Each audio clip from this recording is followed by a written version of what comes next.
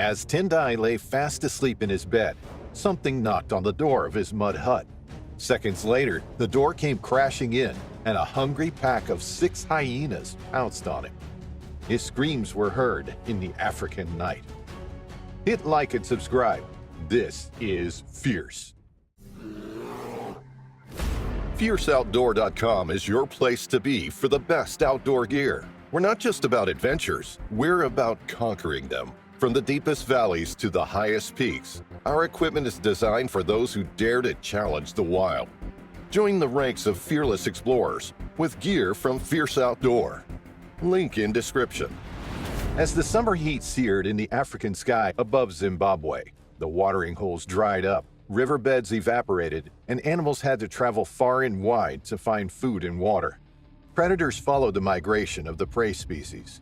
The desperation felt by the carnivores was overpowering, and they became bold in the search for food. None more so than the hyena. These animals are renowned scavengers, using their formidable jaws to crush bone, often devouring the entire carcass. But they are actually incredibly adept hunters, taking down prey in packs or clans. In fact, they have a greater success rate than lions when it comes to making a successful kill. Their powerful bite can inflict a bite force of more than 1,000 psi. In the world of hyenas, the females are the more dominant sex and often larger. Each clan is led by a matriarch, the highest-ranking female. Although they look like dogs, they are more closely related to cats. In the wild, they eat and actively hunt wildebeest, zebra, and a range of antelope, depending on their location and habitat. But in November 2020, a group of hyenas known to the local area were on the hunt for something else. Humans living in close proximity of their habitat were at risk from the hungry predators. In Zimbabwe, there are many villages and communities that live alongside nature. Their homes border the national parks, and if the wildlife isn't secured by fencing, then there is no protection from it. Banure Village is situated in the Holy Cross area in Mvuma District, 120 miles south of Harare. Formerly a mining town, Mvuma is now largely comprised of farmland. The once dense bush had been cleared to make way for the mining industry, and now the landscape was transformed into large open fields with grazing livestock. The many small homesteads are fringed by some of the wildlife reserves. Tendai Maseka was 46 years old and lived on his own in Banure Village. It was a Monday evening in November 2020. Tendai had spent the evening drinking beer with his friends at the bar in the Holy Cross Business Center. He enjoyed spending time with them and unwinding with a few drinks. And although he and most of the locals had heard about some troublesome hyenas in the area, he never for 1 minute suspected what was going to happen to him that night.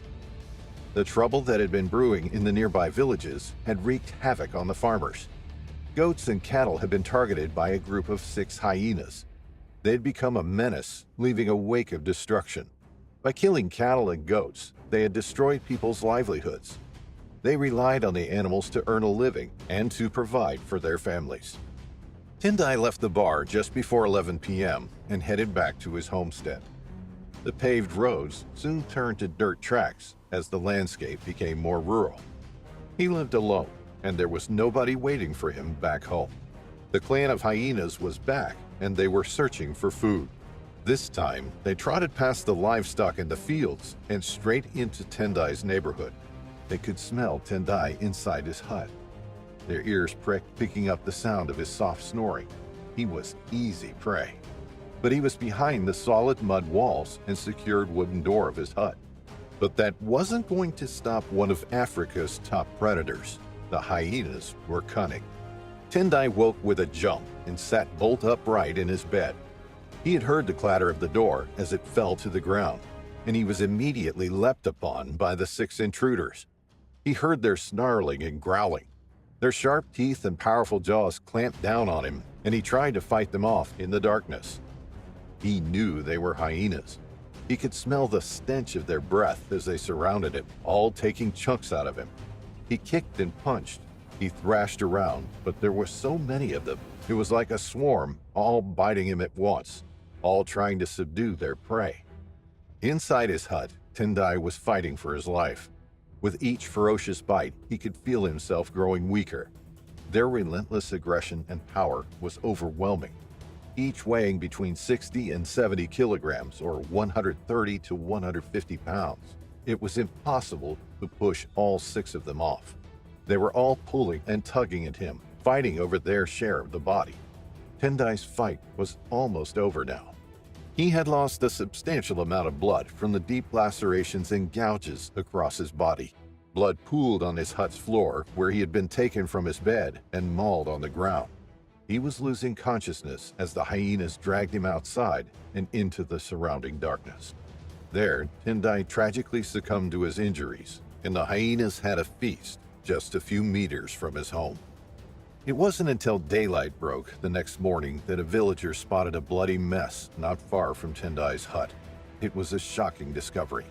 The hyenas had devoured his body, but had left behind his limbs and head. In a state of shock, the villager rushed to alert the authorities and staff at Zimbabwe's national park. Rangers hurried to the village. They immediately began investigating the shocking incident. Inside Tendai's hut, there was a significant amount of blood. It was spattered up the walls and all over the ground. The earth was disturbed, and there was clear drag marks where he had been dragged outside by the hyenas.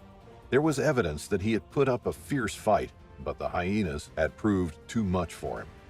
The hyenas had left scat and footprints at the scene, which enabled rangers to identify the culprits. They were certain that it was the troublesome hyenas that had previously carried out the killings on 7 cattle and several goats in recent weeks. They were becoming bold and were drawn to human settlements in the search for an easy meal. While the hunt to secure the 6 predators was on, Tendai Maseka, spokesman for the Zimbabwe Parks and Wildlife Management Authority, told locals to remain vigilant. Although little could be done if the hyenas break down your door while you're asleep, not venturing out at night was a wise move. Locals were warned to keep their doors and windows closed and locked at all times. Tendai Maseka blamed a rise in hyena numbers and over-competition for food as a cause for this intense attack. A loss of habitat, as humans continue to encroach on wildlife areas, is pushing dangerous animals out of their typical territory. Tendai also claimed that the COVID pandemic had a significant impact on the wildlife parks, as all revenue from tourism had dried up. Resources were stretched, and wildlife conservation was challenging during that time. Patrols were limited, and ensuring all wildlife had the resources to survive inside the parks was difficult. Tendai was buried on the Thursday after the attack.